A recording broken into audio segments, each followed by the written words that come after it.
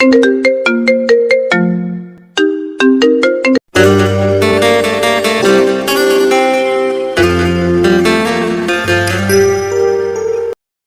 নতুন ভালোবাসার গল্প পেতে আমাদের চ্যানেলটি সাবস্ক্রাইব করে পাশে থাকা বেল আইকনে ক্লিক করুন। ধন্যবাদ। আমায় একটু ভালোবাসবেন ইহান? কথাটা শোনা মাত্রই চোখ মেলে তাকালো ইহান। কেবলই চোখ দুটো লেগে আসছিল, তখনই ইচ্ছের এমন কথায় চোখ মেলে তাকালো। বিরক্তি নিয়েই পাশ ফিরে তাকাই সে। ইচ্ছে তখনও উত্তরের আশায় ইহানের পানে চেয়ে আছে। এই মাঝরাতে কি শুরু করলে বলো তো? এখন কি এসব কথা বলার সময়? ঘুম পাচ্ছে আমার খুব, বিরক্ত করো না। কথাটা বলে ইহান আবার পাশ ফিরে শুয়ে পড়ল। ইচ্ছের এমন ব্যাকুল আবদারটি ইহানের হৃদয় স্পর্শ করল না। ইচ্ছের চোখের কার্নিশ পেয়ে এক ফোঁটা জল গড়িয়ে পড়ল। স্বামী নামক ব্যক্তিটি তার পাশে থেকেও যেন অনেক দূরে। একই বিছানায় একই ছাদের নিচে থেকেও তারা দুজন দুজনের থেকে বহু দূরে। ইচ্ছের খুব ইচ্ছে হয় অন্য 5টা সংসারের মতো স্বামীর সাথে হাসি খুশিতে সংসার করতে, কিন্তু সে কপাল বুঝি তার নেই। স্বামী তো তার দিকে ফিরেও তাকায় না। রূপে গুণে কোনো দিক থেকে কমতি আছে তার, তবুও স্বামী নামক এই ব্যক্তির থেকে দিনের পর দিন অবহেলা পেয়ে আসছে ইচ্ছে। পুরো নাম তার আনিসা তাবাসসুম ইচ্ছে, বাবা মায়ের একমাত্র মেয়ে। শ্যামপুর গ্রামের জমিদারের মেয়ে ইচ্ছে। জমিদার কন্যা হওয়ায় আদর ভালোবাসা থেকে শুরু করে কোনো কিছুই অভাব হয়নি কখনো তার। পড়াশোনায় খুব একটা ভালো ছিল না সে কখনোই। পড়াশোনার ব্যাপারে সে ছিল বরাবরই উদাসীন। পরীক্ষার খাতায় 33 পেয়ে পাশ করলেও রূপে খাতায় তার নম্বর ছিল সর্বদা 100। এক কথায় গ্রামের সব থেকে সুন্দরী সেই ছিল। তার বয়স যখন 16, তখন থেকেই তার জন্য বিয়ের প্রস্তাব আসতে শুরু করে, কিন্তু মেয়ে ছোট এবং সুপাত্র না পাওয়ায় তার বাবা মোশাররফ মোড়ল মেয়েকে বিয়ে দেয়নি।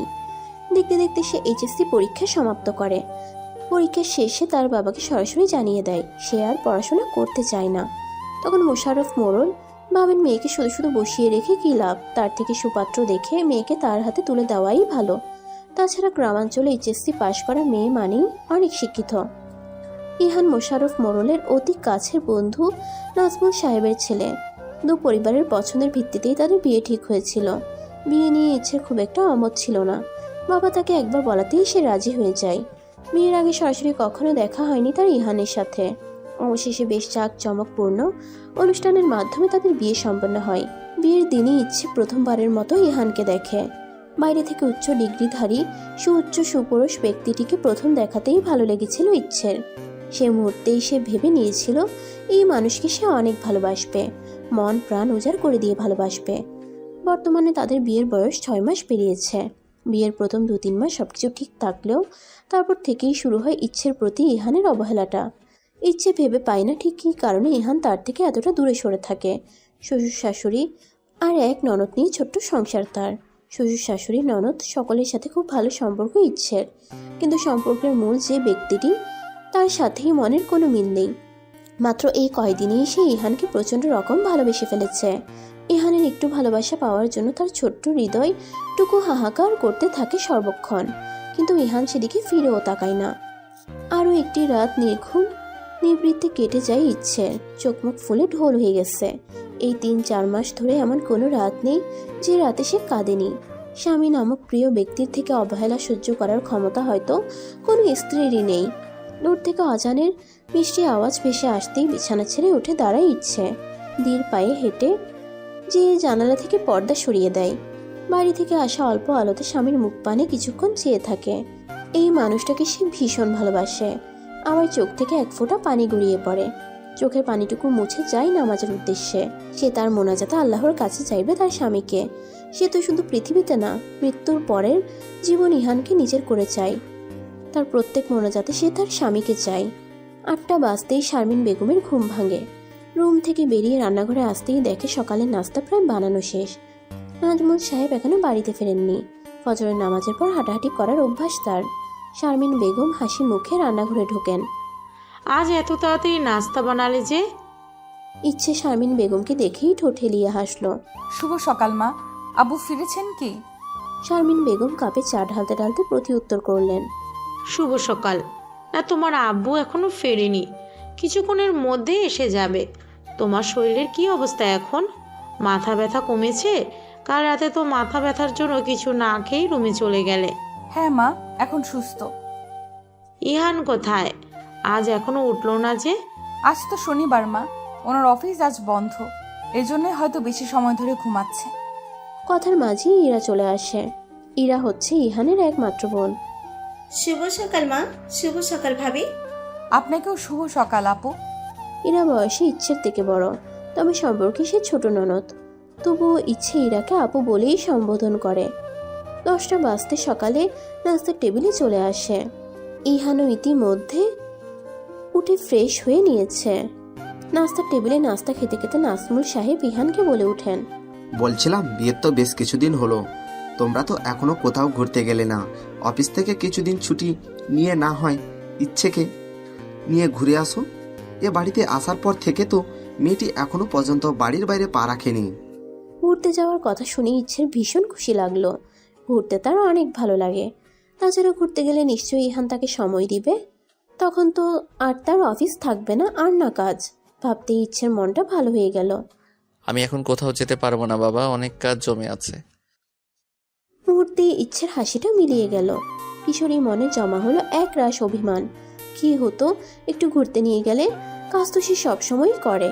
ইচ্ছে মনে মনে চাইছে যে করে হোক তার শ্বশুরাব্বু যেন ইহানকে রাজি করে ঘুরতে যেতে। কাজ তো সবসময় করছো, সামনেও করবে, তাই বলে এমন না যে সব ফেলে শুধু কাজের পেছনে ছুটবে। নিজের পরিবার, নিজের স্ত্রীকেও সময় দেওয়া উচিত তোমার। আমি আর কোনো কথা শুনতে চাই না ইহান। আমি চাই তুমি ইচ্ছেকে নিয়ে দূরে কোথাও ঘুরে আসো। ইহান এবার আর কোনো প্রতিউত্তর করলো না। চুপচাপ নিজের খাবার শেষ করে রুমে চলে গেল। নাজমুল সাহেবও নিজের খাবারের দিকে মনোনিবেশ করলেন। বৌমা, তুমিও এবার খেয়ে নাও। হ্যাঁ মা, আপনিও বসুন।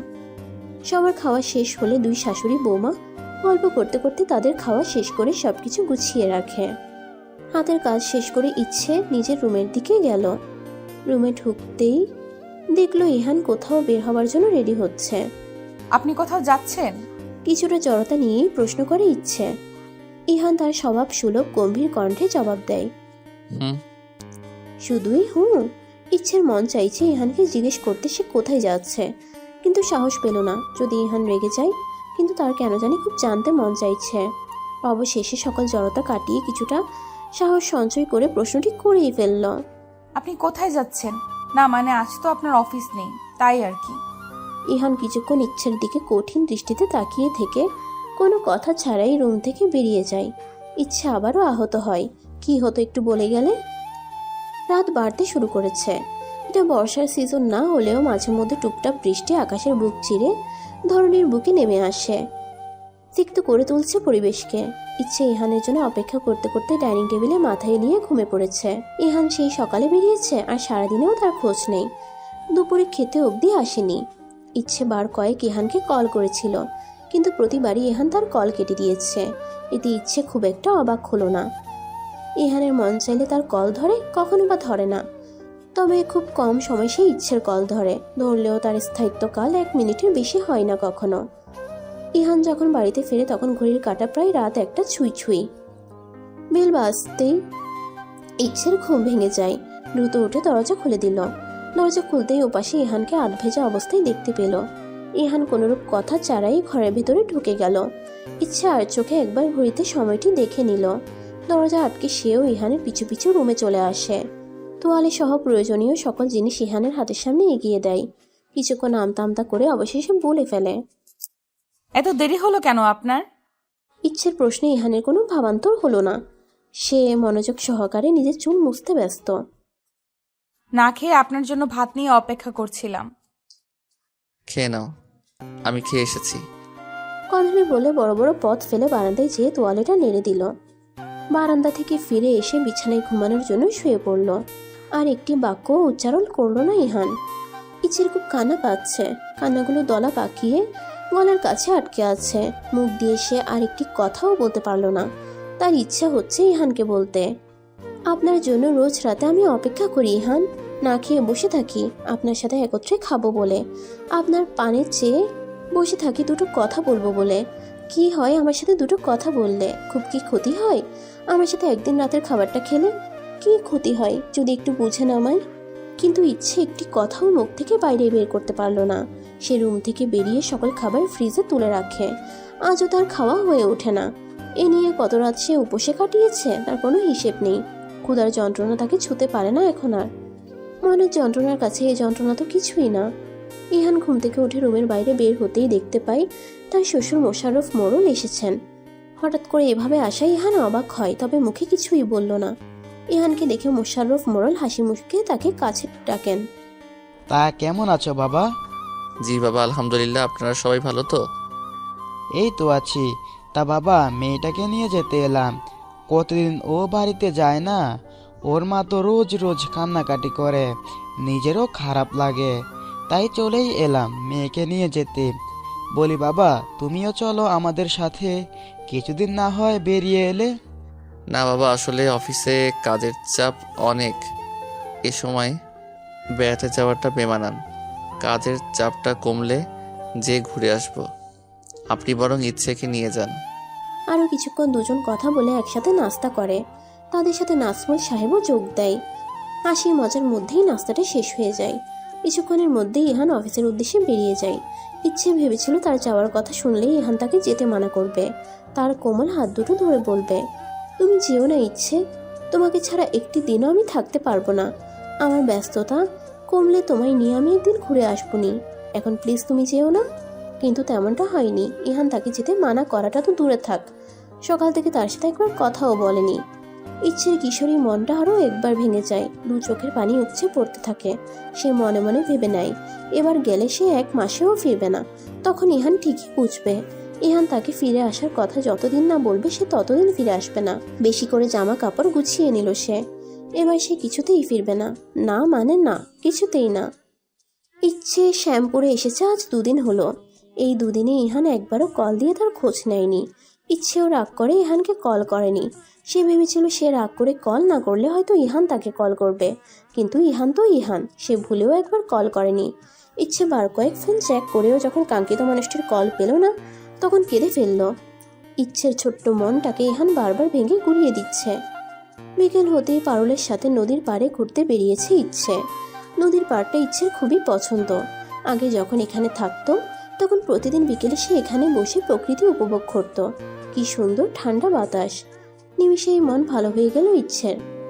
কেমন আছিস ইচু? অনেকদিন বাদে পরিচিত সেই কণ্ঠস্বর শুনতে পেরে পিছনে তাকালো ইচ্ছে। তার সামনে দাঁড়িয়ে থাকা ব্যক্তিটিকে চিনতে একটুও সময় লাগলো না তার। হাসান ভাই। হাসান নামের লোকটি ঠোঁট কামড়ে হাসলো। ইচ্ছের ঠোঁটের কোণেও হাসির ঝলক দেখা দিল। কবে এসেছো হাসান ভাই? আল্লাহ, আমি তো কিছুই জানি না। সপ্তাহের মতো হয়েছে আমি এসেছি। এসেই শুনলাম ইচু পিচ্ছিটার নাকি বিয়ে হয়ে গেছে। বিয়ের কথা শুনতে ইচ্ছের মুখ লাল আভায় ছেয়ে গেল। হাসান বুঝলো ইচ্ছে লজ্জা পাচ্ছে, তাই সে কথা ঘুরিয়ে নিল। চাচিকে আমি মানা করেছিলাম তোকে জানাতে। ভেবেছিলাম তোকে একটা সারপ্রাইজ দেব। এই দেখ, তোকে সারপ্রাইজ দিয়ে দিলাম। ইচ্ছে এবার হাসি হাসি মুখে বলে উঠল, বুঝলাম। এবার বলো, বিয়ে করছো কবে? বিয়ের কথা শুনতেই হাসানের মুখে আধার নেমে এলো। সে বিদেশে যেয়ে ইচ্ছের সাথে যোগাযোগ রাখেনি। ভেবেছিল বিদেশ থেকে ফিরে ইচ্ছেকে সে নিজের মনের কথা জানাবে, কিন্তু ফিরে এসে জানতে পারলো ইচ্ছের বিয়ে হয়ে গেছে। কথাটা শুনেই যেন তার পুরো পৃথিবী থমকে গিয়েছিল। ইচ্ছে যখন সেদিন গ্রামে এসেছিল তখন সে ইচ্ছেকে দেখেও সামনে আসেনি। তখন সামনে আসলে হয়তো নিজেকে সামলে রাখতে পারতো না। এই জন্যই নিজেকে সামলে আজ 2 দিন পর তার সাথে দেখা করলো। হাসান সম্পর্কে ইচ্ছের দূর সম্পর্কে চাচাতো ভাই, তবে তাদের সাথে ইচ্ছেদের পারিবারিক সম্পর্ক খুবই ভালো। না রে পিচ্ছি, বিয়ে নিয়ে এখনো ভাবিনি কিছু। তবে বিয়ের চিন্তা ভাবনা মাথায় আসলে সবার আগে তোকেই জানাবো। ভাবতে ভাবতে তো বুড়ো হয়ে গেলে, আর কত ভাববে শুনি? নিজের বয়স দেখেছো? 2 দিন পর চুল পাকতে শুরু করবে। ভাবাভাবি বাদ দিয়ে সুন্দর দেখে একটা মেয়ে বিয়ে করে নাও তো। তাদের কথার মাঝেই সন্ধ্যা ঘনিয়ে এলো। চারদিক থেকে সন্ধ্যার আজানের ধ্বনি ভেসে আসছে। ইচ্ছে বাড়ির পথে পা বাড়ালো। আজ আসি হাসান ভাই, এই ব্যাপারে অন্য একদিন কথা হবে। ইচ্ছে চোখের আড়াল হতেই হাসানের 2 চোখে পানি এসে জমা হলো। ছেলেদের নাকি কাঁদতে নেই, কিন্তু অতি কষ্টে সেই ছেলেরাও কাঁদে। যে মানুষটাকে পাওয়ার জন্য তার এত কষ্ট করা, ফিরে এসে সেই মানুষটাকে অন্য কারো অর্ধাঙ্গিনী হিসেবে দেখতে হবে, এটা সে কখনো ভাবেনি। তবে এখন সে দোয়া করে ইচ্ছে যেন সুখে থাকে। পৃথিবীর সকল সুখ যেন ইচ্ছের দু হাতে ধরা দেয়। ইচ্ছের সুখ দেখেই না হয় সে তার বাকি জীবন কাটিয়ে দিবে। সে সিদ্ধান্ত নিল এ দেশে আর থাকবে না, সে আবারও বিদেশে চলে যাবে। এখানে থাকলে ইচ্ছের স্মৃতিগুলো তাকে ধাওয়া করবে, যেটা তার জন্য খুবই কষ্টকর হবে। তবে যাওয়ার আগে ইচ্ছের হাজব্যান্ডের সাথে একবার দেখা করে যাবে। তার পিচ্চিটার কেমন ছেলের সাথে বিয়ে হয়েছে তা একবার দেখে নেওয়া দরকার। তবে ইচ্ছে হয়তো বেশ সুখেই আছে। সে ইচ্ছের মুখে কোনো বেদনার ছাপ খুঁজে পায়নি। ইচ্ছে সুখে থাকলেই হলো, এতেই তার তৃপ্তি। ইচ্ছে জানতেও পারলো না কেউ একজন তাকে ভালোবাসে, প্রচণ্ড রকম ভালোবাসে। আর কখনো হয়তো তার জানাও হবে না সময় যে তাকে অন্য কারোর সাথে বেঁধে ফেলেছে। তা না হলে তার জীবন গল্পটা হয়তো অন্যরকম হতো। সকাল হতেই ইচ্ছে গোছগাছ শুরু করে দিল। আজ সে ঢাকায় ফিরে যাবে। ইহানকে ছাড়া তার দম বন্ধ হয়ে আসছে। এখানে তার পক্ষে আর একটি দিনও থাকা সম্ভব হচ্ছে না। নীলুফা বেগম সেই কখন থেকে কান্নাকাটি করে চলেছেন। এতদিন পর মেয়ে তার কাছে এলো, সপ্তাহখানিক থাকবে, তা না 3 দিনের মাথায় চলে যাচ্ছে। আবার কবে মেয়েকে কাছে পাবে তার কোনো নিশ্চয়তা নেই। ইচ্ছের খুব মন খারাপ হচ্ছে মা বাবাকে ছেড়ে যেতে, কিন্তু না গেলে সে বোধহয় আর বেঁচে থাকতে পারবে না। ইহানকে ছাড়া তার কেমন পাগল পাগল লাগছে নিজেকে। সব ঠিক থাকলেও সমস্যা হলো ইচ্ছে একা অতদূর পাড়ি দিতে সাহস পাচ্ছে না। একা একা এভাবে কখনো আসা যাওয়া করা হয়নি তার। অবশেষে ঠিক হলো মোশাররফ মোড়ল তাকে দিয়ে আসবেন। ইচ্ছেরও দুশ্চিন্তা দূর হলো। গ্রাম থেকে ফিরে এসে ইচ্ছে আজ সপ্তাহ খানেক হয়েছে। আগের নিয়মেই তার জীবন চলতে লাগলো। ইহান তার কাজ নিয়ে ব্যস্ত থাকে, আর ইচ্ছে দিন শেষে ইহানের থেকে একটু ভালোবাসা পাওয়ার আশায় মরিয়া হয়ে থাকে। অফিসে অতিরিক্ত কাজ থাকে, আজ ফিরতে বেশি দেরি হয় ইহানের। সারাক্ষণ কাজের চাপে থাকার ফলে তার মন মেজাজ সবসময় খিটখিটে হয়ে থাকে। তার উপর আজ কাজে সামান্য ভুল ত্রুটি হওয়ায় তার থেকে উচ্চ পদস্থ অফিসারের থেকে সামান্য বকা শুনতে হয়েছে, যা তার ব্যক্তিত্বে আঘাত হেনেছে। প্রচণ্ড ব্যক্তিত্ব সম্পন্ন মানুষ ইহান। বেল বাজতেই শারমিন বেগম দরজা খুলে দেন। মাকে দেখে হেসে সালাম দিয়ে নিজের রুমে চলে যায় ইহান। শারমিন বেগম ছেলে যাওয়ার পানে চেয়ে দীর্ঘশ্বাস ফেলে। ছেলেটি তার কাজ ছাড়া কিছুই বোঝে না। তার জীবনে যেন কাজ ছাড়া অন্য কিছুর অস্তিত্ব নেই। ফ্রেশ হয়ে বের হতেই সে উপলব্ধি করে তার প্রচণ্ড মাথা ব্যথা করছে। মাথাটা টিপে দিলে হয়তো ভালো লাগতো, কিন্তু সে আসার পর থেকে এখনো ইচ্ছেকে দেখতে পায়নি। জোরে জোরে নাম ধরে কয়েকবার ডাকার পরও ইচ্ছের কোনো খবর নেই। মেজাজ তার আগে থেকেই বিগড়েছিল, এখন আবার ইচ্ছের নিরুদ্দেশ হওয়ায় মেজাজটা আরও বিগড়ে গেল। নিজের রুম থেকে বেরিয়ে ইরার রুমে যেতেই দেখতে পেল ইরা আর ইচ্ছে কোনো একটা ব্যাপার নিয়ে হাসাহাসি করছে। এতে তার মেজাজ আরও খারাপ হলো। বোনের সামনে স্ত্রীর সাথে খারাপ ব্যবহার করাটা বেমানান, তাই নিজেকে ধাতস্থ করে শান্ত কণ্ঠে ইচ্ছেকে ডেকে নিজের রুমে চলে গেল। ভাইয়া দেখছি তোমায় চোখে হারায়, আসতেই বইয়ের খোঁজে নেমে পড়েছি। কি প্রেম! মুহূর্তেই ইচ্ছের মেথিন গালে রক্তিম আভা ছড়িয়ে পড়ল। কান থেকে যেন আগুন বের হচ্ছে। নিজের লজ্জা ঢাকতে ইরাকে কিছু না বলেই ছুটে রুম থেকে বেরিয়ে গেল ইচ্ছে। এমনিতেই ইরার ঠোঁটকাটা স্বভাব। ইচ্ছেকে এর থেকেও ভয়ানক লজ্জা দিতে সে দুবার ভাববে না। তাই ভয়ানক লজ্জার সম্মুখীন হওয়ার আগেই সেখান থেকে সরে যাওয়াই উত্তম। আমি বাসায় এসেছি সে খেয়াল আছে তোমার? ইচ্ছে চুপচাপ দাঁড়িয়ে শাড়ির আঁচল হাতে পেঁচিয়ে চলেছে। রুমে আসতেই ইহানের রাগের সম্মুখীন হতে হয়েছে তাকে। একটু না হয় দেরি হয়েছে, তাই বলে এভাবে বকতে হবে? মাথা ব্যথা হচ্ছে খুব, মাথাটা টিপে দাও তো। বলেই বেডে শুয়ে পড়ল ইহান। ইচ্ছে ভেবেছিল ইহান তাকে আরো কিছু বলবে, কিন্তু এত অল্প থেমে যাওয়া ইচ্ছে বেশ অবাক হলো, আবার খুশিও হলো। সে আস্তে করে ইহানের পাশে বসলো। সে বুঝতেই ইহান তার মাথাটা ইচ্ছে কোলে রাখলো। ইচ্ছে এবার আরো অবাক হলো। ইহানের আজ কি হলো? খুশি থেকে অবাক বেশি হচ্ছে সে। কি হলো, মাথাটা টিপে দাও। ইহানের কথায় ইচ্ছে আলতো হাতে মাথা ম্যাসেজ করে দিতে থাকে। ইচ্ছে ঠোঁটে লেগে আছে মিষ্টি হাসির রেখা। ইহান তার কোলে মাথা রেখে ঘুমাচ্ছে, এটাই তার কাছে অনেক। সারাটা রাত সে ওভাবেই ইহানের মাথায় কোলে নিয়ে বসেছিল। ভোরের দিকে তার চোখটা লেগে আসে। সারা রাত সে ডিম লাইটের আলোতে ঘুমোতো ইহানকে দেখে কাটিয়েছে। কি নিষ্পাপ সুন্দর সে মুখশ্রী। সারা রাত জেগে থাকতে ইচ্ছের একটুও কষ্ট হয়নি। এও যেন পরম এক শান্তি। আজ ইহান আর ইচ্ছে কক্সবাজার যাচ্ছে ঘুরতে, যদিও এতে ইহানের মোটেও মত নেই। নাজমুল সাহেব ইহানকে বাধ্য করেছে অফিস থেকে ছুটি নিতে। তবে ইচ্ছে খুব খুশি, তার অনেক দিনের ইচ্ছা কক্সবাজার ঘুরতে যাওয়ার। অবশেষে তার ইচ্ছা পূরণ হতে চলেছে। ইচ্ছে তার জমানো টাকাগুলো নিয়ে নিল। সে অনেক কিছু কিনে আনবে ওখান থেকে। ইহান বেশ নামকরা এক রিসোর্টে রুম বুক করেছে। রিসোর্টটা বেশ সুন্দর, ইচ্ছের বেশ পছন্দ হয়েছে। বেশ জমকালো পরিবেশ। তাদের পৌঁছতে পৌঁছতে সন্ধ্যা হয়ে গেছে। ফ্রেশ হয়ে তারা নিচে নামলো নাস্তা করে নেওয়ার জন্য। নাস্তা শেষে তারা আবারও ফিরে এলো রুমে। তারা আজ আর ঘুরতে বের হবে না। জার্নি করার ফলে দুজনেরই রেস্ট দরকার। রুমের সাথে একটি খোলা বারান্দা রয়েছে।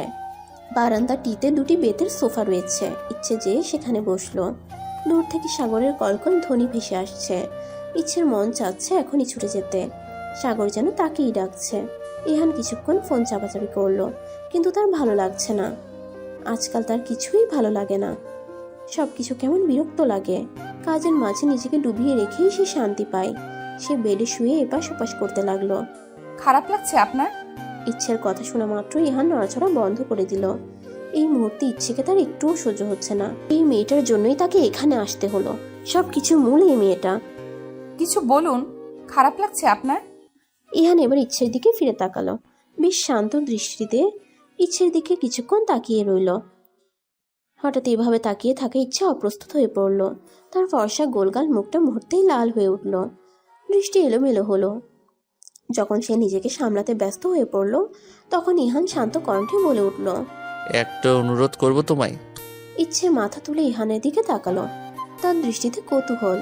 ইচ্ছে ইহানের চোখে চোখ রেখে ও চোখের ভাষা বুঝতে চাইল, কিন্তু সে ব্যর্থ হলো।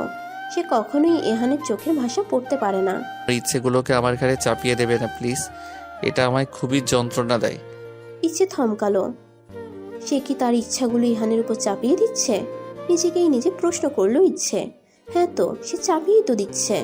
ইহান তো ঘুরতে আসতে চায়নি, বরং তার জন্যই ইহানকে আসতে হলো। ইচ্ছের বুক ভারী হয়ে আসলো। ইহানের এমন সহজ স্বীকারোক্তি যেন আরো বুকে আঘাত হেনেছে। সে কোনো কথা বলল না। ধীর পায়ে আবারও বারান্দায় ফিরে গেল।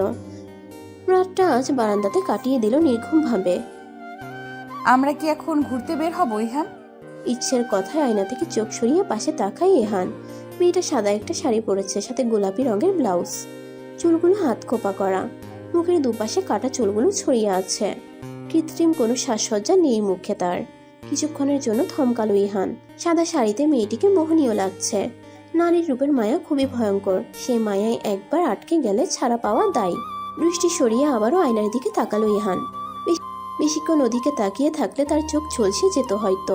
হ্যাঁ, এখন বের হবো। তুমি রেডি তো? ইহান আর চোখে একবার ইচ্ছেকে পর্যবেক্ষণ করে নিয়ে দরজা দিকে পা বাড়ালো, কিন্তু পরক্ষণেই ইচ্ছের কথা শুনে তার পা থেমে গেল। সে যেন জমে গেল। আমায় একবার জড়িয়ে ধরবেন ইহান? ইহান ইচ্ছের দিকে অবাক হয়ে তাকিয়ে আছে। মেয়েটা হুটহাট এমন আবদার করে বসে যা তাকে অস্বস্তিতে ফেলে দেয়। ইহান ইচ্ছের চোখের দিকে তাকায়। ওই চোখে রয়েছে একরাশ আকুতি। বেশি সময় ওই চোখে তাকিয়ে থাকতে পারল না ইহান। চোখ ফিরিয়ে নিল। দরজা দিকে অগ্রসর হতে হতে বলল, আমি বের হচ্ছি, তুমিও এসো। বলতে বলতেই দরজা খুলে রুম থেকে বেরিয়ে গেল ইহান। ইচ্ছে নিজের চোখ বন্ধ করে নিল। চোখ বন্ধ করতেই এক ফোঁটা জল গড়িয়ে পড়ল তার সুন্দর মুখশ্রীতে। পুরো দিন তারা সমুদ্র পাড়ে ঘুরে কাটিয়েছে। দুপুরের দিকে পাশের এক রেস্টুরেন্ট থেকে খেয়ে নিয়েছিল। দিন গড়িয়ে রাত নেমেছে। রাতে যেন সবুজের সৌন্দর্যটা আরো কয়েকগুণ বেড়ে গেছে। তারা আরো কিছুক্ষণ সমুদ্র পাড়ে কাটিয়ে নিজেদের রুমে ফিরে আসলো। ইচ্ছেকে অনেক ক্লান্ত লাগছে। কোনো রকম ফ্রেশ হয়ে সে বিছানায় গা এলিয়ে দিল। নরম গদিওয়ালা বিছানায় গা এলিয়ে দিতেই রাজ্যের ঘুম এসে তার চোখে ধরা দিল। ইহান একবার ইচ্ছের দিকে তাকিয়ে সেও একপাশ করে শুয়ে পড়ল। কিছুক্ষণের মাঝে সেও ঘুমের দিশে পাড়ি জমালো। ইচ্ছের যখন ঘুম ভাঙল তখন মাঝরাত। জানালা গলিয়ে চাঁদের আলো পুরো রুমে ছড়িয়ে পড়েছে। এই চাঁদের আলো ইহানের সুন্দর মুখটা ইচ্ছের নজর কাড়ল। একটি অবাধ্য ইচ্ছে তাকে গ্রাস করে নিল। মনের সাথে যুদ্ধে হেরে গিয়ে সে অতি সাবধানে ইহানের কপালে তার নরম অধর ছোঁয়ালো। ঘুমের মাঝে ইহান চোখ মুখ কুচকে ফেলল। তা দেখে ইচ্ছের কেন জানি খুব মন খারাপ হলো। লোকটা জেগে থাকতেও আমায় পছন্দ করে না। আমার স্পর্শ তো মোটেই না। ঘুমিয়ে থেকেও আমার স্পর্শে বিরক্ত হয়। এতটাই কি অপছন্দের আমি? নিজ মনেই প্রশ্ন করলো ইচ্ছে। তার মনে হলো তার প্রশ্নের উত্তরে আশপাশ থেকে কেউ চিৎকার করে বলছে, হ্যাঁ, তুমি তার খুবই অপছন্দের একজন। তুমি তার বিরক্তির একমাত্র কারণ। দু হাত দিয়ে নিজে দোকান চেপে ধরে জোরে জোরে নিঃশ্বাস নিচ্ছে। হঠাৎ মনে হলো সবকিছু শান্ত হয়ে গেছে। কান থেকে হাত নামিয়ে ফেললো ইচ্ছে। জলে ভরা চোখ নিয়ে একবার ইহানকে দেখে নিয়ে বারান্দায় গিয়ে দাঁড়ালো। বিষণ্ণ মন নিয়ে আকাশপানে তাকালো। আকাশে অগণিত তারার মেলা বসেছে। আকাশের দিকে তাকিয়ে তার হিংসা হলো। এই অন্ধকার আকাশের বুকে কত তারা, কিভাবে তারা অন্ধকার আকাশকে আলোতে ভরিয়ে দিয়েছে। তার আকাশকে কেন কেউ আলোকিত করে না? ইচ্ছে তার দু ঠোঁট নাড়িয়ে নেভা কণ্ঠে উচ্চারণ করলো, আমার আকাশের তারা নেই। অন্ধকার কাটিয়ে দিনের আলো ফুটতে শুরু করেছে। শীত শীত পড়েছে। এখন কার্তিক মাস, শীতের আগমনের আভাস পাওয়া যাচ্ছে। ভোরের ঠান্ডা হাওয়ায় বারবার কেঁপে কেঁপে উঠছে ইচ্ছে। মেঝেতে বসে সোফায় মাথা রেখে ঘুমিয়ে আছে মেয়েটা। ইহান ইচ্ছেকে এই অবস্থায় দেখে কপাল কুঁচকালো, বিড়বিড় করে বলল, কেয়ারলেস। একটি পাতলা কম্বল ইচ্ছের গায়ে জড়িয়ে দিল। ইচ্ছের এরূপ কাজে প্রচণ্ড বিরক্ত সে। মেয়েটা ঠিকঠাক নিজের খেয়াল নিতে পারে না, অথচ সারাটা সময় উল্টো পাল্টা আবদারের ঝুড়ি খুলে বসে। মেয়েটা ঠিকঠাক নিজের খেয়াল নিতে পারে না, অথচ সারাটা সময় উল্টো পাল্টা আবদারের ঝুড়ি খুলে বসে। ইহান বারান্দা থেকে যাওয়ার জন্য পা বাড়ালো, কিন্তু পরক্ষণে কিছু একটা ভেবে আবার ইচ্ছের পাশে এক হাঁটু গেড়ে বসে। ইচ্ছের মুখের দিকে কিছুক্ষণ তাকিয়ে থেকে আলতো হাতে গাল ছুঁয়ে দেয়। গাল ছুঁয়ে দিতেই ইচ্ছের ঠোঁটের কোণে হালকা হাসির রেখা দেখা যায়। ইহানের কপালে ভাঁজ পড়ে। সে গাল থেকে হাত তুলে ইচ্ছের মুখের সামনে নাড়ায়, কিন্তু ইচ্ছে চোখ মেলে না। ইহান এবার শিওর হয় ইচ্ছে ঘুমিয়ে আছে। ভাবতেই বুকে হাত দিয়ে ঝরে স্বস্তি নিঃশ্বাস ফেলে। সে ভেবেছিল হয়তো ধরা পড়ে গেছে। বিড়বিড় করে বলে ওঠে, বজ্জাত মেয়ে। বেলা বাড়তেই সূর্য তার সোনালি রশ্মি ছড়িয়ে দেয়। সূর্যের মিষ্টি আলোতে ঘুম ভাঙে ইচ্ছের। আড়মোড়া ভেঙে পিটপিট করে চোখ মেলে, ঘাড়ে ব্যথা অনুভব করছে। এভাবে ঘাড় বাঁকা করে ঘুমানোর ফল।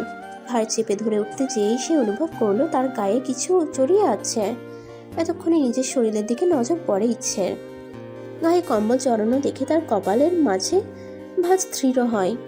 পরক্ষণেই তা মিলিয়ে যায় এবং ঠোঁটে ফুটে ওঠে মিষ্টি হাসি। ইস, আজকের সকালটা এত সুন্দর কেন? সকালের খাবার খেতে একটি হোটেলে এসেছে তারা। ইহান লক্ষ্য করেছে সকালে ঘুম ভাঙার পর থেকে ইচ্ছে তার দিকে কামনার চোখে তাকাচ্ছে আর মিটিমিটি হাসছে। ইহান এখনো পর্যন্ত এই রহস্য উদ্ঘাটন করতে পারেনি, তবে সে থেমে নেই। সে বারবার মনে করার চেষ্টা চালাচ্ছে যে কি এমন কারণে ইচ্ছে এমন করতে পারে। ভোরের ওই বিষয়টি তো হতেই পারে না, কারণ ইহান বেশ কয়েকবার চেক করে দেখেছিল। সে কোনোভাবেই সমীকরণ মেলাতে পারছে না। এরই মাঝে তাদের খাবার চলে আসে। এখানে রেস্টুরেন্টগুলোতে বিভিন্ন সামুদ্রিক মাছের খুবই সুস্বাদু আইটেম পাওয়া যায়। খাবার আসতেই খাবারের সুন্দর স্মেল ক্ষুধা যেন আরো বাড়িয়ে তুলছে। ইচ্ছের নজর গেল তাদের পাশের টেবিলে বসা এক কাপলের দিকে। নিউ ম্যারিড কাপল হয়তো। ছেলেটি খুব যত্ন সহকারে মেয়েটির গালে খাবার তুলে দিচ্ছে। মুহূর্তেই ইচ্ছেরও মনে হলো ইহান যদি তাকে একবার খাইয়ে দেয় তাহলে ব্যাপারটা দারুণ হবে, তবে বলতে সাহসও পাচ্ছে না। যদি বকে, লোকটার তো আবার নাকের ডগায় রাগ থাকে। এই যে শুনুন। ইহান তাকালো, ভ্রু নাড়িয়ে জানতে চাইলো কি হয়েছে। ইচ্ছে কিছুটা আমতা আমতা করে অবশেষে চোখ বন্ধ করে বলেই ফেললো, আমায় একটু আপনার হাতে খাইয়ে দিবেন? কথাটা শেষ করেই ইচ্ছে এক চোখ মেলল ইহানের মুখভাব পর্যবেক্ষণ করার জন্য। এদিকে ইচ্ছের হঠাৎ এমন আবদারে ইহানের গলায় খাবার আটকে গেল। সে কাশতে শুরু করলো। ইচ্ছে দ্রুত পানি বাড়িয়ে দিল ইহানের দিকে। কাশি থামতেই ইহান গরম চোখে ইচ্ছের দিকে তাকালো। ইচ্ছে তখন ভয়ে কাচুমাচু হয়ে রয়েছে। ফিরে চলো, তারপর তোমায় দেখে নিচ্ছি। ইহানের এমন হুমকি শুনে ইচ্ছের আর খাওয়া হলো না। সে যে কেন তখন ওটা বলতে গেল। আফসোস হচ্ছে তার বড্ড। ভয়ে সে এখন খেতেও পারছে না। হোটেল থেকে বেরিয়ে তারা এখানের মার্কেটে এসেছে। আজ তাদের এখানে শেষ দিন। কাল তারা আবার ফিরে যাবে ঢাকা। তারা একটি দোকানে গেল যেখানে ঝিনুকের তৈরি বিভিন্ন অর্নামেন্টস রয়েছে। ইচ্ছে বেশ কিছু জিনিস কিনলো। তার নজর গেল কাচের কিছু চুড়ির উপর। তা দেখা মাত্রই ইচ্ছের কিনতে মন চাইল। চুড়ির প্রতি তার বরাবরই দুর্বলতা রয়েছে। শুনুন, আমায় কিছু চুড়ি কিনে দিবেন? চুড়ি আমার খুব পছন্দ। তোমায় তো আমি টাকা দিয়েছি কেনাকাটা করার জন্য, এগুলো কিনলে যখন ওটা কিনে নাও। মুহূর্তে ইচ্ছের মন খারাপ হয়ে গেল। সে চেয়েছিল ইহান নিজ হাতে তাকে চুড়ি কিনে দিক। সে আর চুড়ি কিনলো না। ইহান ব্যাপারটা লক্ষ্য করেও পাত্তা দিল না। কেনাকাটা ঘোরাঘুরি শেষ করে তারা একেবারে সন্ধ্যার পর হোটেলে ফেরে। হোটেলে ফিরে তাদের মধ্যে আর কোনো কথা হয় না। এমনকি সকালের ব্যাপারটা নিয়েও ইহান ইচ্ছেকে কিছু বলে না। তবে ইচ্ছে চাইছিল ইহান তার সাথে কথা বলুক, সকালের ব্যাপারটা নিয়ে বকাঝকা করুক, তবুও সে তার সাথে একটু কথা বলুক। ইহান কি বুঝে না সে তার সাথে কথা বলার জন্য চটফট করে? কেন বুঝে না ইহান যে ইচ্ছে নামের মেয়েটি তাকে পাগলের মতো ভালোবাসে, নিজের থেকেও বেশি ভালোবাসে? আকাশটা আজ ধূসর রঙে রেঙেছে। তার বুকে আজ সূর্যি মামা উকি দেয়নি। কৃষ্ণরাঙ্গা মেঘের রাজত্ব আজ আকাশের বুকে। গতকাল রাতেও ঝুম বৃষ্টি হয়েছে, ভেজা রাস্তাঘাট তার জানান দিচ্ছে। ইচ্ছের ঘুম ভাঙতেই সে ছাদে চলে আসে। ছাদের পাশগুলো কেমন পিচ্ছিল হয়ে আছে, পা দিলেই স্লিপ করবে। ইচ্ছে খুব সাবধানে পা ফেলে ছাদের কিনারে ঘেসে দাঁড়ালো। ঠান্ডা বাতাসে তার লোমকূপ কেঁপে উঠল। সে বেশি সময় দাঁড়াতে পারল না, সাবধানে পা ফেলে ছাদ থেকে নেমে এলো। বাড়িতে সবাই ঘুমিয়ে আছে। ইচ্ছে উত্তর দিকে ইরা রুমের দিকে পা বাড়ালো। দরজা হালকা ফাঁকা করতেই তার নজর পড়ল ইরা মেঝেতে কাচুমাচু হয়ে ঘুমিয়ে আছে। ইচ্ছে অবাক হলো, এই ঠান্ডার মধ্যে মেয়েটা মেঝেতে কেন? পরক্ষণেই বেডের দিকে নজর যেতেই তার কাছে সবটা ক্লিয়ার হলো। বেডে টিনা হাত পা ছড়িয়ে ঘুমিয়ে আছে, পুরো বেডটাই তার দখলে। টিনা হচ্ছে ইহানের ফুফাতো বোন। মেয়েটাকে ইচ্ছের কাছে তেমন সুবিধার মনে হয় না। তাদের বিয়ের সময় একবার দেখেছিল, আর এই দেখা হলো। মেয়েটা এখানে এসেছে আজ 2 দিন হলো। তারা সেদিন কক্সবাজার থেকে ফিরেছে, তারপর দিনই এই মেয়ে এসেছে।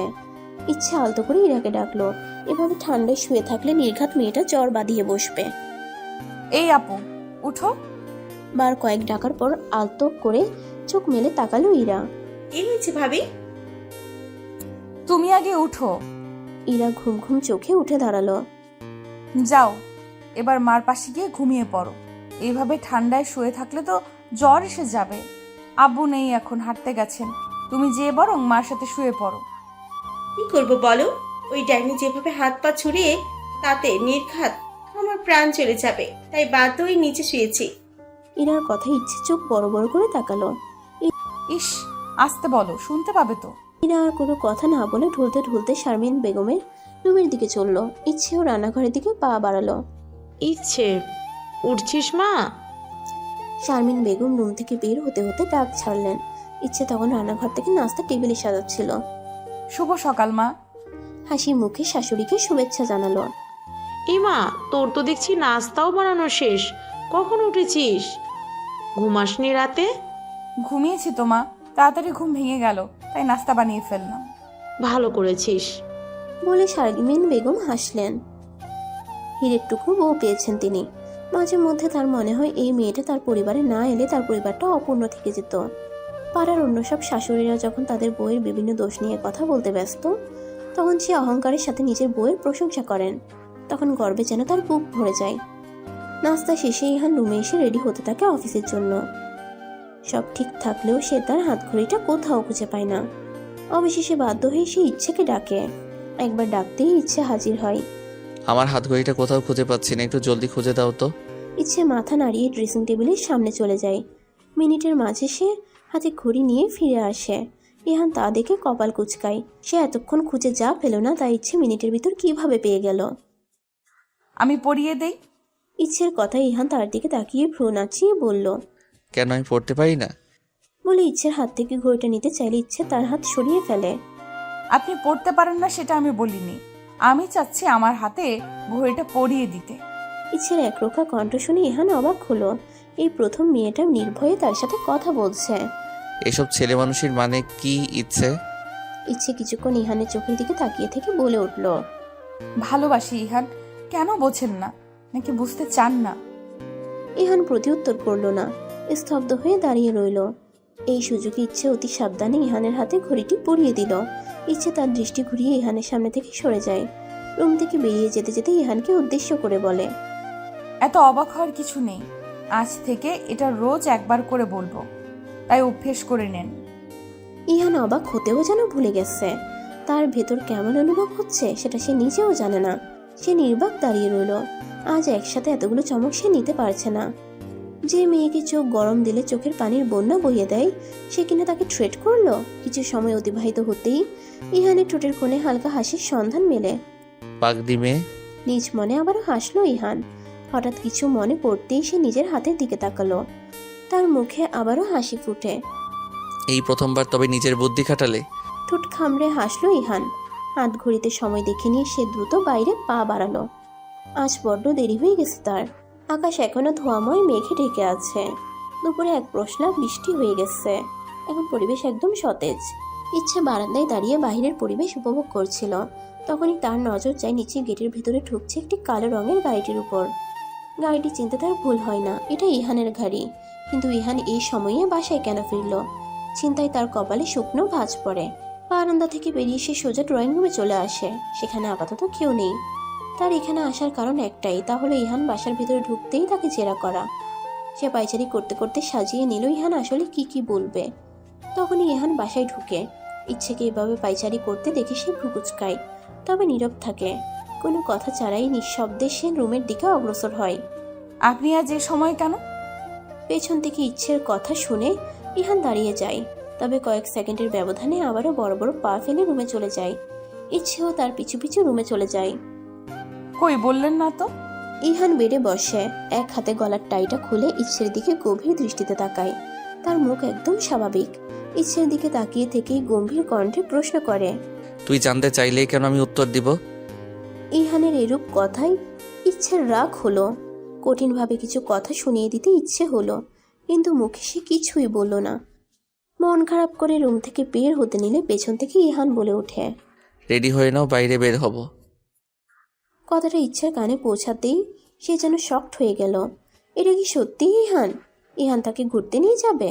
নিজের ভাবনাকে প্রমাণ করতে সে নিজ হাতে চিমটি কাটল। হাতে তীব্র ব্যথা অনুভব হতেই সে শিওর হলো, হ্যাঁ এটা সত্যি।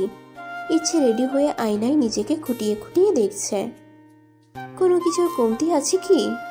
সাদা জমিন, লাল পাড় বিশিষ্ট শাড়ির সাথে ম্যাচিং ব্লাউজ, খোপায় তার প্লাস্টিকের ফুলের গাছরাটা রিয়েল ফুলের হলে আরো ভালো হতো, সুন্দর সুবাস ছড়াতো। সামনের কাটা চুলগুলো শীতের দুপাশে ছেড়ে দিয়েছে, যা কাঁধ অবধি ঝুলে আছে। কপালের মাঝে ছোট্ট একটা টিপ তার জায়গা করে নিয়েছে। চোখের নিচে হালকা কাজল রেখা টেনেছে, যা চোখের সৌন্দর্য আরো বাড়িয়ে তুলেছে। কানে তার সোনার ঝুমকো, হাতে সোনার বালা। ইহান ওয়াশরুম হতে বের হতেই এমন দৃশ্য দেখে থমকে গেল। তার সামনে যেন মায়া রাজ্যের রাজকুমারী দাঁড়িয়ে, যার চোখ মুখ সবটা জুড়ে কেবল মায়া ছেয়ে আছে। আমায় কেমন লাগছে ইহান? ইহান একবার ইচ্ছেকে দেখে নিয়ে স্বাভাবিকভাবেই বলল, তোমায় তোমার মতোই লাগছে। তোমায় নিশ্চয়ই আমার মতো দেখতে লাগবে না? নিমিষে ইচ্ছের হাসি হাসি মুখটা নিভে গেল। সুন্দর মুখশ্রীতে নেমে এলো ঘন কালো আধার। চোখে জমতে শুরু করলো অশ্রুকণা। যার জন্য তার এত আয়োজন করে সাজগোজ করা, সেই তো তাকে একবার ভালো করে দেখলো না। আচ্ছা, ইহান কি কখনো তার দিকে ভালোবাসার দৃষ্টি নিয়ে তাকিয়েছিল? যদি কখনো ভালোবাসার দৃষ্টিতে তার দিকে তাকাতো, তাহলে একবারের জন্য হলেও সে ইচ্ছের রূপের প্রশংসা না করে পারত না। ইহানের জন্য ইচ্ছে লাল রঞ্জিত একটি পাঞ্জাবি বেডের উপর রেখে দিয়েছিল, কিন্তু ইহান সেটা পরল না। কাবার থেকে কালো রঙের টি শার্ট নিয়ে গায়ে জড়িয়ে উপরে একটি জ্যাকেট পরে নিল। এটা দেখে ইচ্ছের মন আকাশে আরো ঘন মেঘ জমল। তবে কি তার সাথে ম্যাচিং হয়েছে বলেই ইহান পাঞ্জাবি পরল না?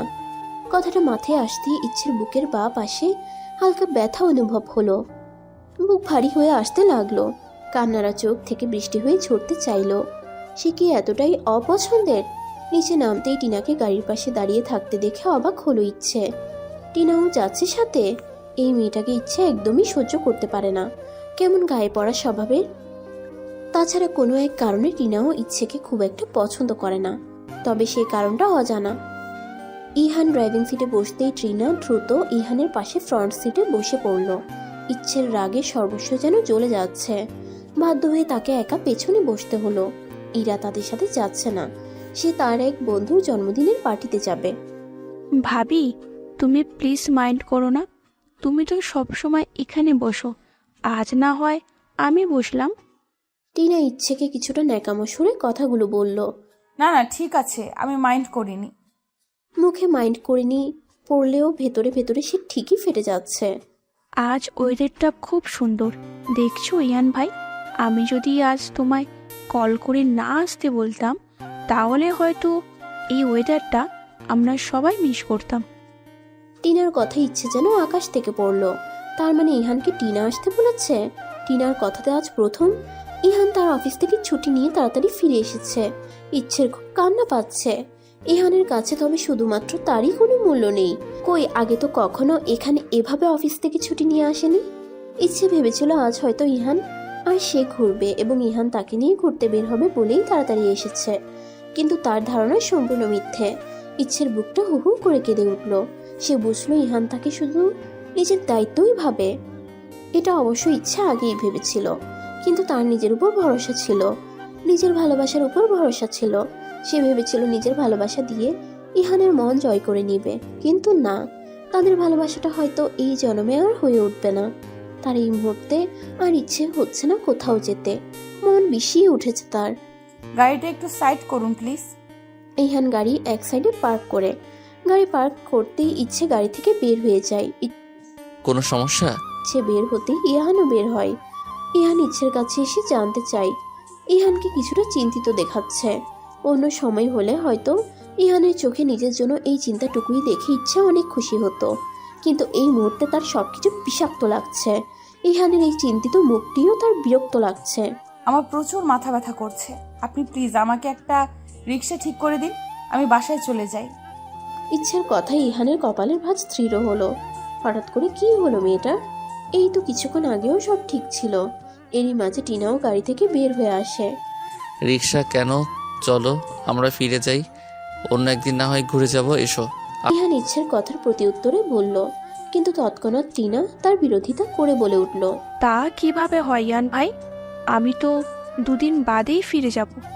তোমরা না হয় অন্য একদিন ঘুরো একসাথে। ভাবিকে রিক্সা করে দাও, ভাবি বাসায় ফিরে যাক। টিনার কথায় সম্মতি জানিয়ে ইচ্ছেও বলল। হ্যাঁ, সেটাই ভালো হবে। আসলে তার এই মুহূর্তে ইহানকে একদমই সহ্য হচ্ছে না। মানুষটা যে তাকে 4 আনা দামও দেয় না। সে কি কম ভালোবাসে তাকে? কি করেনি সে এই মানুষটার মন জয় করতে? বর্তমানে ইহান আর টিনা একটি শাড়ি দোকানে দাঁড়িয়ে আছে। এই প্রথম ইহান নিজে ইচ্ছের জন্য শাড়ি কিনতে আসছে। মেয়েটা তাকে সত্যিই অনেক ভালোবাসে, কত পাগলামিই না করে। ইচ্ছের পাগলামিগুলো মনে পড়তেই তার ঠোঁটে হাসি ফুটে ওঠে। অনেক হয়েছে, এবার সম্পর্কটা গুছিয়ে নিতে হবে। আজ সে ইচ্ছেকে চমকে দিবে। মেয়েটা নিশ্চয়ই তখন খুশিতে কেঁদে দিবে, কাঁদতে কাঁদতে আবদার করে বলবে, আপনাকে একটু জড়িয়ে ধরবো ইহান?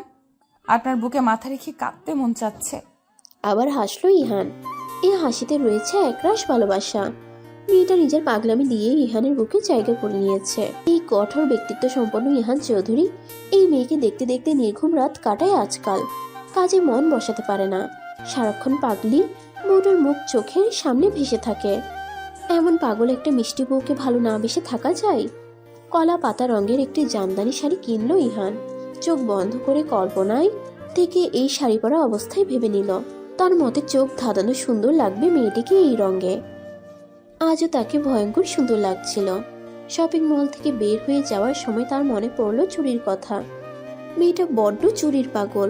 টিনাকে তাড়াতে বলে সে আবারও দৌড়ে একটি কসমেটিক্সের দোকান থেকে 1 ডজন রেশমি চুড়ি নিল। ইহানের আগ্রহ দেখে দোকানদার হেসে বলল, বউয়ের জন্য বুঝি? ইহান প্রতি উত্তরে শুধু মিষ্টি করে হাসলো। তার হাসির অর্থ বুঝল দোকানদার। সে হাসি মুখেই বলল, আমার বউ যখন রেগে থাকে তখন রাগ ভাঙানোর জন্য এই চুড়ি যথেষ্ট।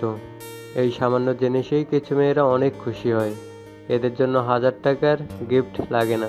দোকানদারের কথায় ইহান মাথা নাড়িয়ে সম্মতি জানালো। হাসি মুখে তাকে বিদায় জানালো। আসি তবে, ভালো থাকবেন। দোকানদার হাসি মুখে তাকে বিদায় জানালো।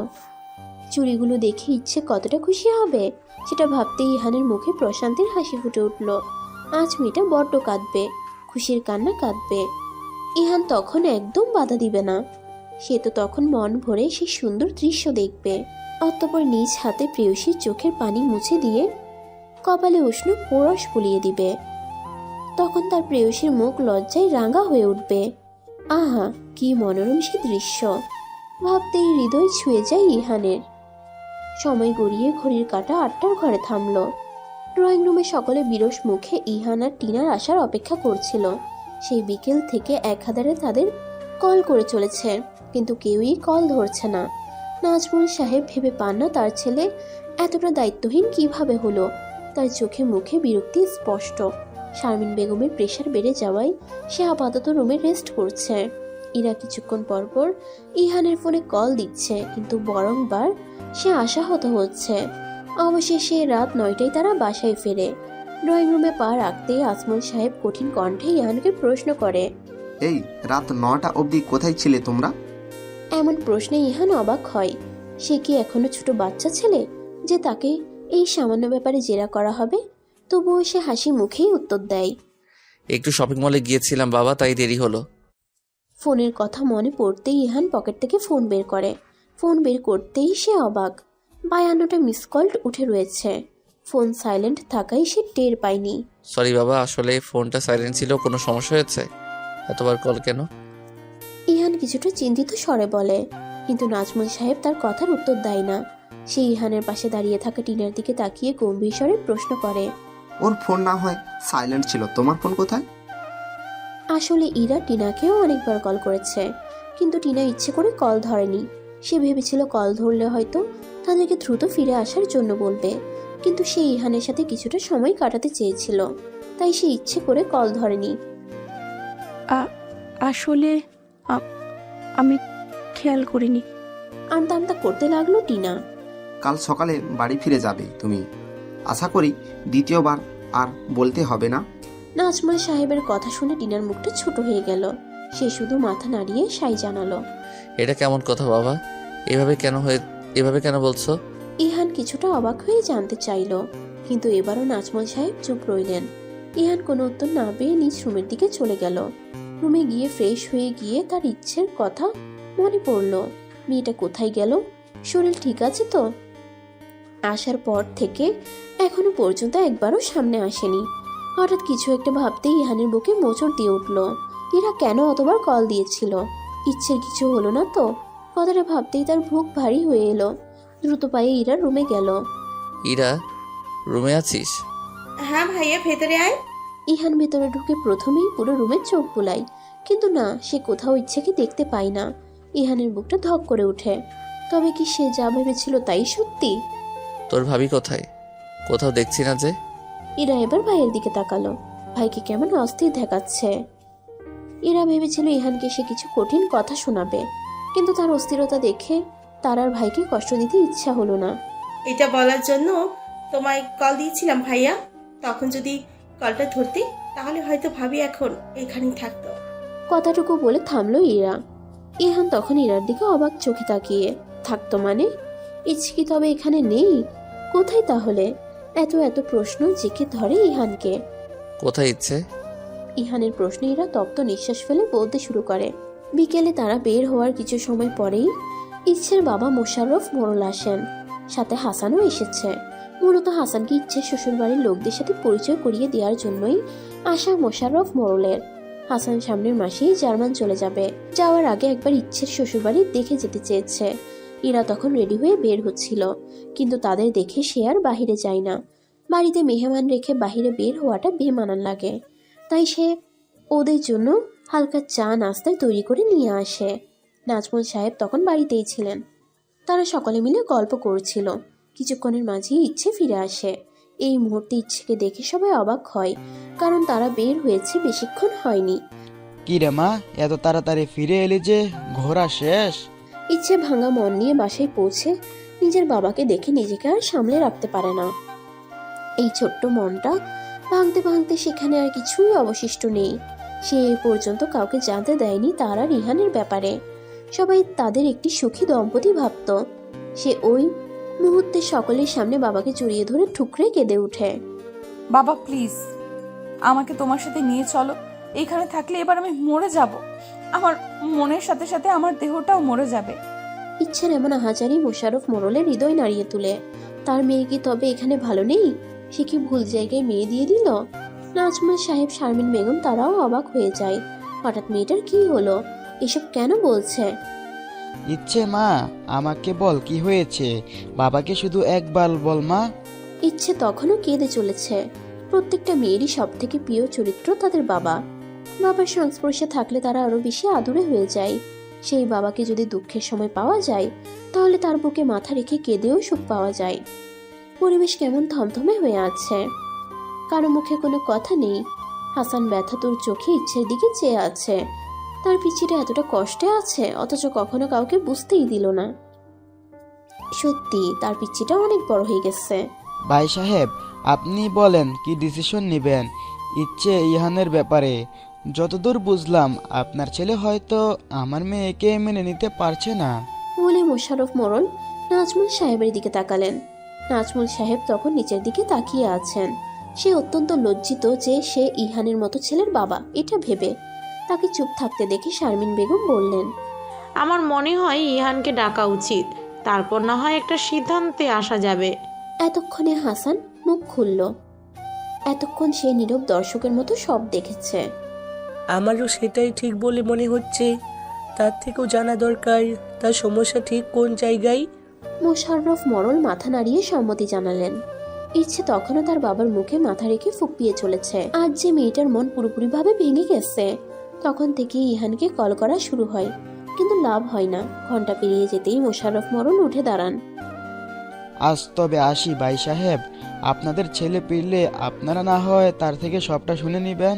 তিনি ইচ্ছের চোখের পানি মুছে দিয়ে বলেন, চল মা, তোকে এখানে খেলনা হয়ে পড়ে থাকতে হবে না।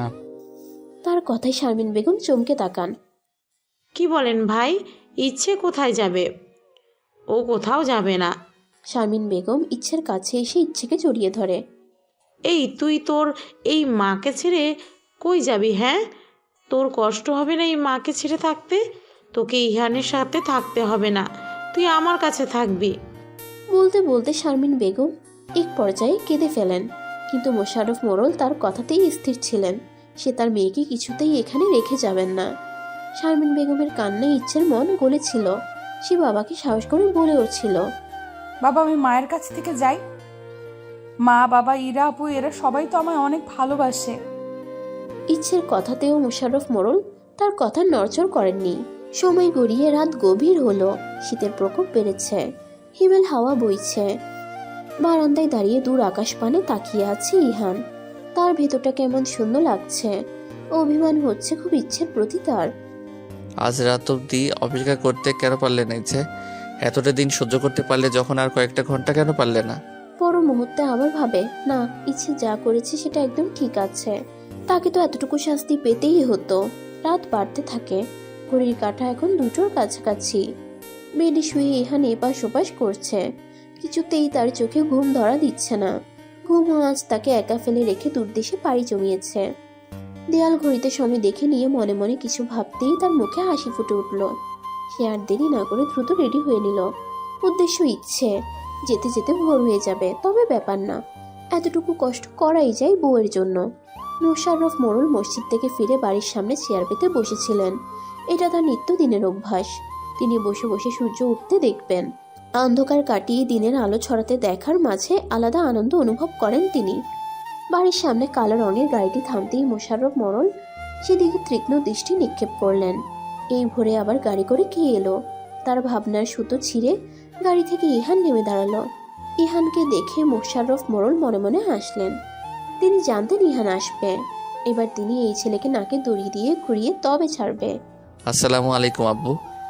ইহান হাসি মুখে মোশাররফ মোড়লকে সালাম দিল, কিন্তু মোশাররফ মোড়ল তার দিকে ফিরেই তাকালেন না। এমন একটা ভাব ধরলো যেন তার সামনে কেউ নেই, আর না, সে কারো কথা শুনেছে। ইহান বুঝল শ্বশুর তার বড্ড ঘাটতেরা মানুষ। এখান থেকে বউ নিয়ে যেতে তাকে অনেক কাঠখড় পোড়াতে হবে। ওকে, ব্যাপার না, আমার সামনে উত্তর দিতে হবে না। আমি গেলে না হয় উত্তর নিবেন। ইহান পাশ কাটিয়ে বাড়ির ভেতরে চলে গেল। বাড়িটি পুরোনো আমলের দোতলা ভবন। পুরো বাড়িতে রাউন্ড করে বারান্দা রয়েছে। ইহান চলে যেতেই মোশাররফ মোড়ল বলেন, আমিও দেখব কিভাবে এখান থেকে আমার মেয়েকে তুমি নিয়ে যাও। আমি জমিদার মোশাররফ মোড়ল। ইহান ভেতরে ঢুকতেই তার শাশুড়ির সামনে পড়ে। তিনি তখন স্বামীর জন্য চায়ের পেয়ালা হাতে উঠোনের উদ্দেশ্যে বের হচ্ছিল। আসসালামু আলাইকুম মা, কেমন আছেন? হঠাৎ এই ভোরে ইহানকে দেখে নাজিয়া খাতুন চমকান। কাল সে ইচ্ছের কাছ থেকে সবটা শুনেছেন, তবে ইচ্ছেকে এভাবে নিয়ে আসে তিনি খুশি হননি। স্বামী স্ত্রীর ব্যাপার ওরা মিটাবে, সেখানে মেয়ের বাবার এখানে নাক গলানো তার পছন্দ হয়নি। এই ভোরে জামাইকে দেখে তিনি বেশ খুশি হন। আরে জামাই বাবা যে, এসো এসো, বসো। মনে হচ্ছে রাতে রওনা দিয়েছো। তুমি বরং ইচ্ছের ঘরে যাও, ওখান থেকে ফ্রেশ হয়ে এসো। আমি ততক্ষণে নাস্তা রেডি করে ফেলি। আর একটু ঘুমিয়ে নিও, রাতে তো ঘুমাতে পারোনি। মা ব্যস্ত হবেন না। ইহান আলতো হেসে বলল, তা কি করে হয় বলো তো, কয়দিন বাদে এলে। বলতে বলতে সে কাজের মেয়ে রেবেকাকে ডাকলেন। যে খালা কোন, তোর দুলাভাইকে ইচ্ছের রুমটা দেখিয়ে দে। রেবেকা মাথা নাড়ালো। আহেন দুলাভাই। দোতলার ডান পাশের প্রথম রুমটাই ইচ্ছের। এইটাই আফামনির রুম। আফামনি ভিতরেই আছে, আপনি যান। আচ্ছা ঠিক আছে, তুমি এবার যেতে পারো। যে আচ্ছা। রেবেকা যেতেই ইহান রুমের দরজায় হালকা করাঘাত করে। সে জানে ইচ্ছে ভরে উঠে যায়, কিন্তু অনেক সময় কেটে যাওয়ার পরও যখন ভেতর থেকে আওয়াজ আসে না, তখন ইহান আলতো করে দরজা ঠেলে রুমে ঢুকে পড়ে। তার চোখ যায় বিছানায় কাঁথা গায়ে জড়িয়ে ঘুমিয়ে থাকা ইচ্ছের দিকে। মেয়েটা এখনো ঘুমিয়ে আছে, চোখ মুখ লাল হয়ে আছে, হয়তো সারা রাত কেঁদে কাটিয়েছে। ইহান নিঃশব্দে দরজা ভেতর থেকে বন্ধ করে দিল। হাতে থাকা জিনিসগুলো টেবিলে রেখে ফ্রেশ হতে চলে যায়। শহরের তুলনায় গ্রামের দিকে শীতের প্রকোপ বেশি। এখানে হাড় কাঁপানো শীত পড়ে গেছে। ফ্রেশ হয়ে বের হতেই ইহানের কাঁপাকাঁপি অবস্থা। সে ধীর পায়ে বেডের দিকে এগিয়ে গেল। অতি সাবধানে ইচ্ছের কাঁথার মাঝে নিজেকে মুড়িয়ে নিল। কিন্তু সমস্যা হলো, বেডে বালিশ একটাই, যা ইচ্ছের মাথার নিচে অবস্থান করছে। সে আর কিছু না ভেবে ইচ্ছের বালিশের এক কোণে মাথা রেখে ইচ্ছের গা ঘেঁষে শুয়ে পড়ল, আর হাত ধারা ইচ্ছের কোমর জড়িয়ে ধরে কোল বালিশ বানালো। উষ্ণ শরীরে হঠাৎ ঠান্ডা স্পর্শ পেয়ে ইচ্ছের পুরো শরীর কেঁপে উঠল। তৎক্ষণাৎ সে চোখ মেলে তাকালো। চোখ মেলতেই তার খেয়াল হলো, সে এখন তার বাবার বাড়িতে নিজের রুমে শুয়ে আছে। তাহলে তাকে আষ্টে পিষ্টে এভাবে জড়িয়ে রেখেছে কে? মুহূর্তেই মনের মাঝে ভয় চেপে ধরল। মার কাছ থেকে সে অনেকবার শুনেছে জিনের গল্প। এখন রীতিমতো তার ভয়ে হাত পা কাঁপছে। ঘাড়ে কারো উষ্ণ নিঃশ্বাস অনুভব হচ্ছে। ভয়ে তার হাত পা অবশ হয়ে আসছে। কিন্তু তাকে ভয় পেলে চলবে না। যেভাবেই হোক রুম থেকে বের হতে হবে। ইচ্ছে এবার তার হাতের কোনোই দ্বারা আঁকড়ে ধরা ব্যক্তিটাকে আঘাত করে নিজেকে ছাড়ানোর চেষ্টা করতেই বিপরীতে থাকা ব্যক্তি কুঁকড়ে উঠল। এভাবে বুঝি কেউ তার বরকে আঘাত করে? ইহানের কণ্ঠ শুনতেই ইচ্ছে চমকে উঠে বসল। সত্যি ইহান তার সামনে। ইচ্ছে যেন বিশ্বাস করতে পারছে না।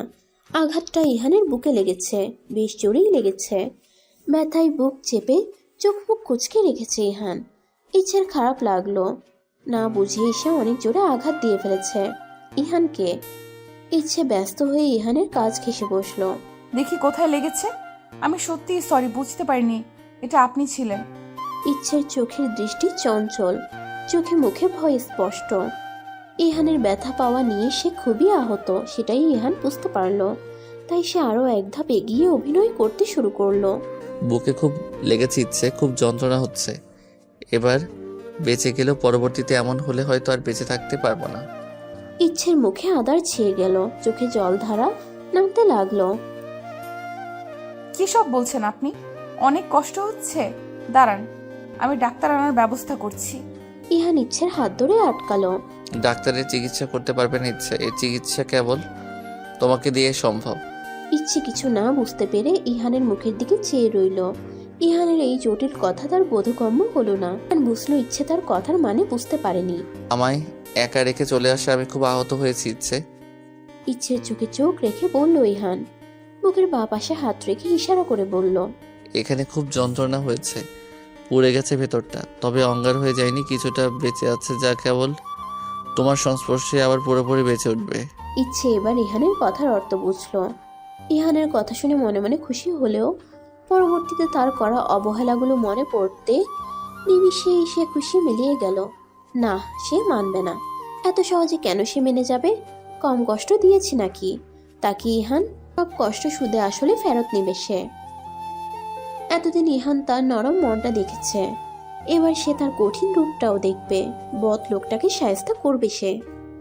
জানেন তো ইহান, আমার জীবনের প্রথম প্রেম, প্রথম ভালোবাসা দুটোই আপনি। প্রথম দেখাতেই প্রেমে পড়েছিলাম আপনার। তখন হয়তো ভালোবেসে উঠতে পারিনি, তবে ভালো লাগা আর নাম না জানা নতুন অনুভূতির সাথে পরিচিত হয়েছিলাম।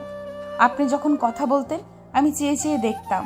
আপনার কথা বলার স্টাইলটা আমার খুব ভালো লাগতো, এখনো লাগে। কথায় আছে, যাকে ভালো লাগে তার দোষগুলো নাকি ভালো লাগে। প্রথম থেকেই আপনি আমার সাথে খুব একটা কথা বলতেন না, তবে যতটুকু বলতেন হাসি মুখে বলতেন। আপনার সে হাসিতেই আমি ভালোবাসা খুঁজতে ব্যস্ত হয়ে পড়তাম। ওই সামান্য হাসিতেই আমি মুগ্ধ হতাম।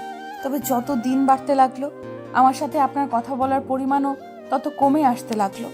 আস্তে আস্তে আমার মনে হলো আপনি আমার উপর বিরক্ত হন। শুধু বিরক্ত না, প্রচন্ড রকম বিরক্ত হন।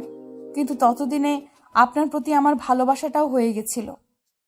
আপনার ভালোবাসা পাওয়ার জন্য দিন দিন তৃষ্ণার্ত হয়ে উঠছিলাম, বেসামাল হয়ে যাচ্ছিলাম। বারবার ছোট ছোট আবদার নিয়ে আপনার কাছে হাজির হতাম, কিন্তু প্রতিবারই আপনি আমায় আশাহত করে আমার ছোট্ট মনটাকে ভেঙে গুড়িয়ে দিতেন। কষ্ট পেতাম, কাঁদতাম। তবে এই বেহায়া মন আবারও নির্লজ্জের মতো আপনার কাছে ছুটে যেত। অভিমান যে হতো না তেমনটি নয়, অভিমান হতো, খুব অভিমান হতো। তবে অভিমানকে আমি প্রশ্রয় দিতাম না। অভিমানকে প্রশ্রয় দিলে হয়তো এতটা দিন আপনার অবহেলা সহ্য করতে পারতাম না।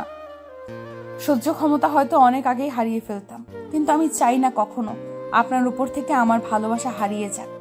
আমি তো সারা জীবন আপনাকে ভালোবেসে কাটিয়ে দিতে চাই। আপনার থেকে অবহেলা পেয়ে রাতে যখন বারান্দায় দাঁড়িয়ে অন্ধকারের মাঝে নিজের কষ্টগুলোকে উড়িয়ে দিতাম, তখন অন্ধকার ওই আকাশের বুকে হাজার তারার মেলা দেখে খুব কষ্ট হতো। কারণ আকাশের বুকে হাজার তারার মেলা, আর আমার বুকের মাঝটা অন্ধকারে ঘেরা। তবে পার্থক্য হলো, তার বুকে উজ্জ্বল করে রাখার জন্য অনেক তারা রয়েছে, তবে আমার আকাশে কোনো তারা নেই। আপনার সকল অবহেলা সহ্য করতে পারলেও কালকের পাওয়া আঘাত আমি সহ্য করতে পারিনি। আমার স্বামীর কাছে আমার মূল্য না থাকলেও অন্য সবার মূল্য আছে। এই জিনিসটা কয়জনে মেনে নিতে পারবে বলতে পারবেন? কোনো মেয়েই মেনে নিতে পারবে না। আমিও পারিনি। দম বন্ধ হওয়া অনুভূতি হচ্ছিল।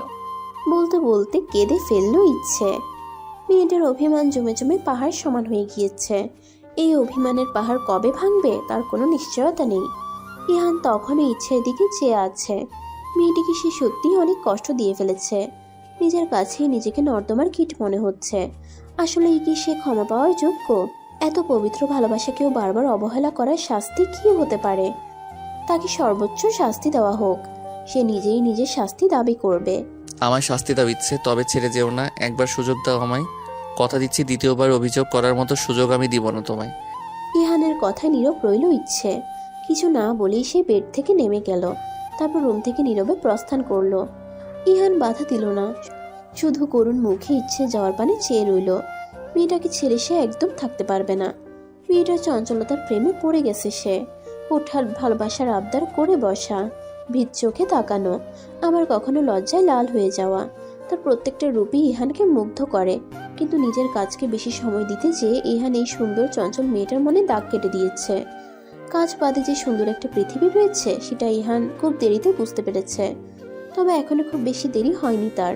এখনো সুযোগ আছে সবটা গুছিয়ে নেওয়ার। পরবর্তীতে হয়তো আর এই সুযোগটা পাবে না। বেলা উঠেছে। মোশাররফ মোড়ল বাজার থেকে বড় ইলিশ মাছ এনেছে। বাজারের সব থেকে বড় আর তাজা মাছটি সে এনেছেন জামাইয়ের জন্য। শুধু তাই নয়, 2 কেজি খাসির গোস্ত আনিয়েছেন কাজের ছেলেটিকে পাঠিয়ে। জামাইয়ের আপ্যায়নে কোনো রকম ত্রুটি তিনি রাখতে চান না। বিয়ের পর এই প্রথম জামাই এলো। ইহানকে তার ভীষণ পছন্দ, কিন্তু মেয়ের সাথে ইহান কিছুটা অন্যায় করেছে, যার ফলে তিনি ইহানকে ছোটোখাটো হলেও শাস্তি দিবেন। একদম শাস্তি না দিয়ে ছেড়ে দিলে চলবে না, আর তার শাস্তির ধরনটাও হবে অন্যরকম। কাল রাতেই ইহান মোশাররফ মোড়লকে কল করেছিল। তাকে ইহান তখন সবটা বুঝিয়ে বলে। সে এটাও মেনে নেয় যে সে ইচ্ছের সাথে অন্যায় করেছে, তার জন্য তিনি যেমন ইচ্ছা শাস্তি দিতে পারেন। মোশাররফ মোড়লও ইহানকে শাস্তি পাওয়ার জন্য প্রস্তুত হয়ে নিতে বলেছিলেন। বর্তমানে জামাই শ্বশুরের মধ্যে এক প্রকার স্নায়ু যুদ্ধ চলছে। নীরবে সেই যুদ্ধ সামনের দিকে এগিয়ে চলেছে, যার সম্পর্কে আশেপাশের কোনো মানুষের ধারণা নেই। ইচ্ছার আম্মা, আজ খাসির গোস্ত তোমাকে রান্না করতে হবে না। মোশাররফ মোড়ল বলে ওঠেন নাজিয়া খাতুনকে উদ্দেশ্য করে। তার কথায় নাজিয়া খাতুন তাকে পাল্টা প্রশ্ন ছুড়ে দেয়। আমি না করলে কে করবে? মেয়েটা এখানে কিছুদিনের জন্য বেড়াতে এসেছে, এখনো কিছুটা রেস্ট নিক। রান্নাটা বরং আমি করব, মেয়েকে করতে বলো না যেন। না না, সে ঠিক আছে, ইচ্ছে রেস্ট নিক। আমি ইচ্ছের কথা বলছি না, আসলে আজ রান্নাটা ইহান করবে। মোশাররফ মোড়লের কথা শুনে দাঁড়িয়ে থাকা সকলের চোখ বড় বড় হয়ে যায়। ইহান মাত্রই আপেলে কামড় বসিয়েছিল। শ্বশুরের এরূপ কথায় সে হতভম্ব হয়ে যায়। অবাক হচ্ছে সবাই? আসলে আমি নিজেও অবাক হয়েছিলাম যখনই জামাই বাবাজি এসে আমার কথাটি বলল। আমিও তো অনেকবার না করেছি, কিন্তু ও তো মানতে নারাজ। সে নাকি আজ নিজ হাতে খাসির গোস্ত রান্না করে আমাদের সকলকে খাওয়াবে। জামাইয়ের অবদান বলে কথা না রেখেও তো উপায় নেই। ইহান বলার মতো কিছু খুঁজে পেল না। সে কথা বলতেই যেন ভুলে গেছে। অবাক হয়ে শ্বশুরকে দেখতে লাগলো। লোকটা কি সুন্দর করে তাকে ফাঁসিয়ে দিল। জীবনে এমন একটি শ্বশুর থাকলে আর কি লাগে। নাজিয়া খাতুন চোখ বড় বড় করে ইহানের দিকে চাইল। এই মুহূর্তে ইহান অস্বীকারও করতে পারছে না, তাই সে দ্রুত মাথা নাড়িয়ে বলল, হ্যাঁ, আসলে আমার খুব ইচ্ছে হলো, এমনিতে ইচ্ছা হলো একটু রাত্রে আর কি। হে হে হে। মোশাররফ মোড়ল ইহানের দিকে তাকিয়ে বিশ্ব জয় করা একটি হাসি দিল। এই হাসির অর্থ কেমন দিলাম? ইচ্ছে এতক্ষণ যাবৎ জামাই শ্বশুরকে পর্যবেক্ষণ করেছিল। সে শিওর এরা দুজন মিলে কোনো তালগোল পাকাচ্ছে। ইহানের অসহায় মুখ আর তার বাবার মুখে হাসি দেখেই সে বুঝতে পারল তার সন্দেহই ঠিক। তবে তার ইহানের জন্য খুব মায়া লাগছে। বেচারা একটা ডিমও ঠিক করে ভাজতে পারে না। তার থেকেও বেশি আফসোস হচ্ছে তার, আজ বোধহয় আর তার খাসির গোস্ত খাওয়া হবে না। 2 কেজি গোস্ত বোধহয় পুরোটাই নষ্ট হয়ে যাবে। দুপুরের দিকে বেশ প্রখর রোদ উঠেছে। জমিদার বাড়িতে সবাই দুপুরের ভোজনের জন্য তৈরি হয়ে গিয়েছে। তাদের সকলের মাঝে টানটান উত্তেজনা কাজ করছে। বাড়ির জামাই রান্না করেছে বলে কথা। রিহানকে জব্দ করতে পেরে মোশাররফ মোড়ল বেশ খুশি। কেবল তো একটা চমক শেষ হলো। যখন সবাই ইহানের রান্না খেয়ে মুখ কুচকাবে তখন আরো মজা হবে ভেবেই বাঁকা হাসলো মোশাররফ মোড়ল। সে আজ তার জামাইকে খুব ভালোভাবে জব্দ করতে পেরেছে। চেয়ারে আয়েশ করে বসে আছেন তিনি। ইহান নিজের হাতে সবাইকে সার্ভ করে দিয়েছে। রান্নার চেহারা দেখে সেটাকে খুবই সুস্বাদু লাগছে। মোশাররফ মোড়লের প্লেটে বেশি করে মাংস দিতে গেলে মোশাররফ মোড়ল বলে উঠলেন, না না জামাই, এত দিও না, এই এক টুকরোই যথেষ্ট। আমি আবার গোস্ত বেশি একটা পছন্দ করি না। শ্বশুরের কথায় ইহান বাঁকা আসলো। শ্বশুর মশাই, আপনার কথাই তবে থাকলো, পরবর্তীতে চাইলেও কিন্তু আমি আপনাকে আর দিব না। ইহানের কথায় মোশাররফ মোড়ল মনে মনে হাসলেন। মনে মনে বলতে থাকলেন, কি যে রান্না করেছো আল্লাহ মাহমুদ জানেন। এই এক টুকরো আমি শেষ করতে পারবো কিনা সেটাই সন্দেহ, তারপর তো আবার চেয়ে নেওয়া। তবে ইচ্ছে খুব খুশি মনে মনে। বেশ কয়েক টুকরো মাংস নিজের প্লেটে তুলে নিল। তার বরের হাতের রান্না সে না খেলে হবে? ভালো হোক কিংবা খারাপ, সে আজ এই গোস্ত দিয়েই ভাত খাবে। প্রথম লোকমা গালে দিতেই সবে চোখ বড় বড় করে ইহানের দিকে চাইল। তা দেখে ইহান বৈশাচিক আনন্দ পাচ্ছে। সে শুধু মোশাররফ মোড়লের এক্সপ্রেশন দেখতে চাচ্ছে। সবার এমন চোখ বড় বড় করে তাকানো দেখে মোশাররফ মোড়লও খাবার গালে তুলে নিলেন। তার চোখ ছানা বড়া। ইহানের দিকে চাইতেই ইহান তাকে চোখ টিপ দিল, যার অর্থ আমিও কম নই। আসলে ইহান রান্না পারে না, এটা পুরো একটি ভুল কথা। ইহান খুব সুন্দর রান্না পারে। সে যখন লন্ডনে থেকে পড়াশোনা করেছিল তখন সে একা রান্না করে খেত। তবে দেশে ফেরার পর থেকে রান্নার প্রতি টান উঠে গিয়েছিল। যে কারণে সে রান্না পারে এটা আজ অব্দি কেউ জানতে পারেনি। মোশাররফ মোড়ল তাকে রান্নার কথা বললে সে মনে মনে খুশি হয়, তবে বাহিরে তা প্রকাশ করে না। সে এমন একটা ভাব নেয় যেন সে যুদ্ধ করতে যাচ্ছে। খাওয়া দাওয়া শেষে ইহান যায় মোশাররফ মোড়লের কাছে। ডিয়ার শ্বশুর মশাই, চ্যালেঞ্জ তো জিতে নিলাম, এবার আপনার কথা রাখার পালা। আমি কালই ফিরে যেতে চাই, অবশ্যই ইচ্ছেকে সাথে নিয়ে। এখন ইচ্ছেকে ম্যানেজ করার দায়িত্ব আপনার, এমনটাই কিন্তু ছিল শর্তে। কিছুক্ষণ দুজন চুপচাপ দাঁড়িয়ে রইল। হঠাৎ করে মোশাররফ মোড়ল ইহানকে বুকে জড়িয়ে নিলেন। কেঁদে দিলেন তিনি। আমার মেয়েটাকে আর কখনো কষ্ট পেতে দিও না বাবা। আমি আর কয়দিনই বা আছি, সারাটা জীবন পাশে থেকো, ভালোবেসে যত্ন করে আগলে রেখো। বড্ড ছেলে মানুষ মেয়েটা আমার। ইহানের চোখে পানি চলে এলো। সেই ছেলের সাথে সাথে নিজের বাবা মায়ের সমতুল্য শ্বশুর শাশুড়িকে পর্যন্ত কষ্ট দিয়ে ফেলেছে। কথা দিচ্ছি বাবা, আর কখনো কষ্ট পেতে দিব না ইচ্ছেকে, অতি যত্নে আগলে রাখবো। এই শেষবারের মতো বিশ্বাস করতে পারেন আমায়। আপনার এই বিশ্বাস আমি ভাঙবো না ইনশাল্লাহ। ইচ্ছে, রুমে আছিস মা? বাবার কণ্ঠ শুনে বারান্দা থেকে রুমে ফিরে এলো ইচ্ছে। হ্যাঁ বাবা, ভেতরে এসো। মোশাররফ মোড়ল ভিতরে আসেন। বিছানায় বসে মেয়েকে পাশে ডাকেন। ইচ্ছে বাবার পাশে এসে বসে। মোশাররফ মোড়ল পরম স্নেহে মেয়ের মাথায় হাত বুলিয়ে দেয়। একটা দরকারি কথা বলতে এসেছিলাম। বলো বাবা, আমি ফ্রি আছি, সমস্যা নেই। মোশাররফ মোড়ল হাসলেন। মেয়েটাকে সে খুব ভালোবাসেন। তার কলিজার একটি অংশ তার মেয়ে। ইহানের ব্যাপারে কিছু ভেবেছ? বাবার কথায় ইচ্ছের মুখ মলিন হয়ে গেল। সে বুঝতে পারছে না উত্তরটা ঠিক কি দিবে। তার মন চাইছে ইহানকে ক্ষমা করে দিতে। আমার মনে হয় তোমার ইহানকে একবার সুযোগ দেওয়া উচিত। সে যেহেতু তার ভুল শুধরে নিতে চাইছে, সেহেতু তাকে তার ভুল শুধরে নেওয়ার একটা সুযোগ অবশ্যই দেওয়া উচিত। ইচ্ছে এবারও নীরব রইল। দেখো মা, আমি তোমায় জোর করছি না, তুমি যেটা চাইবে অবশ্যই সেটাই হবে। আমি শুধু তোমাকে বোঝালাম, এবার সিদ্ধান্ত তোমার হাতে। আমি তার সাথে যেতে চাই বাবা। মেয়ের কথায় হাসি ফুটে উঠল মোশাররফ মোড়লের। মেয়েটা তার অল্পতেই বুঝতে পারে। আচ্ছা, তবে তৈরি হয়ে থেকো, ইহান হয়তো রাতেই রওনা হবে। আবারও মেয়ের মাথায় হাত বুলিয়ে তিনি কক্ষ থেকে বেরিয়ে গেলেন। ইচ্ছের মুখেও প্রশান্তির হাসি। আজ নদীর পাড়টা কেমন নির্জীব পড়ে আছে। এক ব্যর্থ প্রেমিকের চোখের পানি হয়তো তাকেও আহত করেছে। হাসান চোখ বন্ধ করে পানিতে পা ভিজিয়ে বসে আছে। এমন সময় সে আর ইচ্ছে এখানে বসে এভাবেই পা ভিজিয়ে নানান গল্প করত। সেই মধুর সময়গুলো বড্ড মনে পড়ছে তার। আজই হয়তো এই গ্রামে তার শেষ দিন। আর কবে ফিরবে তার কোনো নিশ্চয়তা নেই। সে ইচ্ছের থেকে পালিয়ে বেড়াচ্ছে। ইচ্ছের ওই চোখের দিকে তাকিয়ে সে হয়তো তার মনের অবাধ্য অনুভূতি ধরে রাখতে পারবে না। হাসানের চোখের সামনে আজ সকালে দৃশ্যপট ভেসে উঠল। মোশাররফ মোড়লের থেকে হাসান ইহানের ব্যাপারে সবটাই জেনেছে। ইচ্ছে আর ইহানের মিল হয়ে গেছে ভেবে সে সিদ্ধান্ত নিয়ে নেয় ফিরে যাওয়ার। সকালে সে ইচ্ছেদের বাড়িতে গিয়েছিল ইচ্ছের থেকে বিদায় নিতে, কিন্তু বাড়ির সদর দরজায় দাঁড়াতেই তার চোখ যায় ছাদে বসে থাকা কপতির দিকে।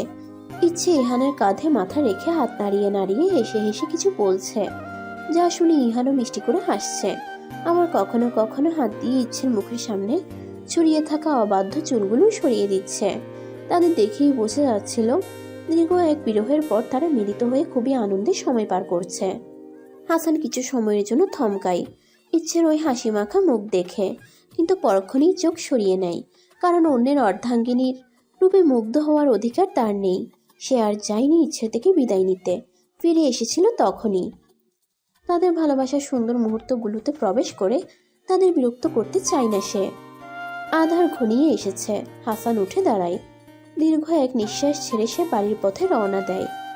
তার ফেলে যাওয়া এই নিঃশ্বাসে ছিল ভালোবাসা হারানোর এক তীব্র বেদনা, ছিল এক বুক ব্যর্থতার গল্প, ছিল এক ব্যর্থ প্রেমিকের কাহিনী, যার সাক্ষী কেবল এই নদী।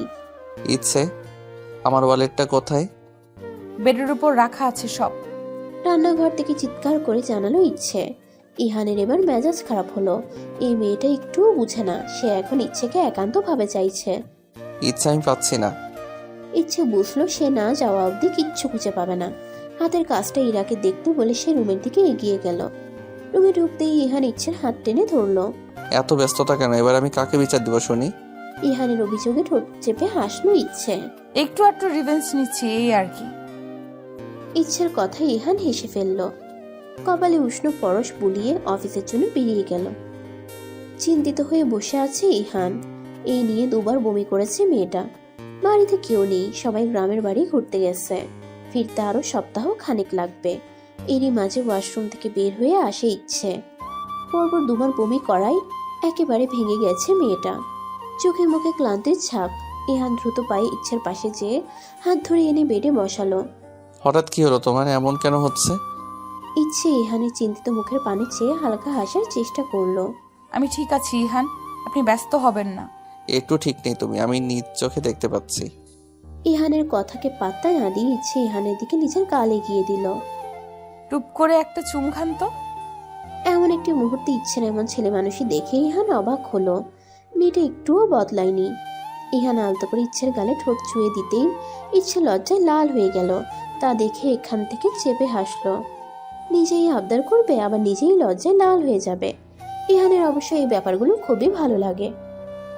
ইহানের জরুরি তলবে গ্রাম থেকে সবাই ফিরে এসেছে। ইচ্ছের বাবা মাও এসেছে। এই মুহূর্তে সবাই ড্রয়িং রুমে ইহানের জরুরি তলবের কারণ জানার জন্য উৎসুক জনতার ন্যায় বসে আছে। তবে ইহানের কোনো খোঁজ নেই। সে 5 মিনিটের কথা বলে বের হয়েছে, কিন্তু এখন পর্যন্ত ফেরেনি।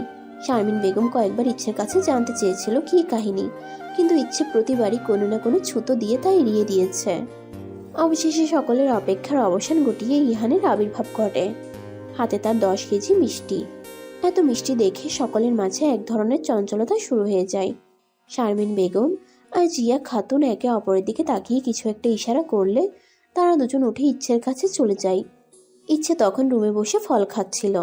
তাদের দুজনকে দেখতেই সে তাড়াতাড়ি খাওয়া বন্ধ করে দেয়। তারা দুজন ইচ্ছেকে কিছুক্ষণ পর্যবেক্ষণ করে ইচ্ছের উপর চিৎকার করে ওঠে।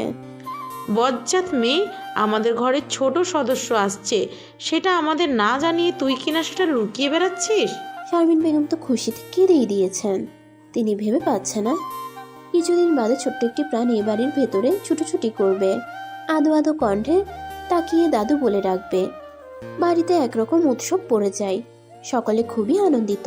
এরা তো পিপি হওয়ার খুশিতে তার সকল ফ্রেন্ডকে ট্রিট দিবে বলে জানিয়েছে। আজও আকাশে তারারা উজ্জ্বল হয়ে ফুটে রয়েছে। ইহানের কাঁধে মাথা রেখে ইচ্ছে ওই দূর আকাশে চেয়ে রয়েছে। আজ তার মনে হচ্ছে তার মনের আকাশেও তারা আছে। সে তারাগুলো তার মন আকাশে উজ্জ্বল আলো ছড়িয়ে বেড়াচ্ছে। ইহান, হুম। একবার বলবেন ভালোবাসি? ইহান ইচ্ছের কপালে অদর ছুঁয়ে দিয়ে হাসি মুখে বলল, ভালোবাসি আমার ইচ্ছেকে, আমার বাবুর আম্মুকে আমি অনেক ভালোবাসি, নিজের জীবনের থেকেও বেশি ভালোবাসি। ইচ্ছে পরম শান্তিতে ইহানের মুখে মাথা রাখলো। তার মুখে প্রশান্তির হাসি ফুটে আছে। নিজেকে পরিপূর্ণ লাগছে তার। আল্লাহ তাআলার কাছে সে অশেষ কৃপা জানায় এমন একজন জীবনসঙ্গী পাওয়ার জন্য।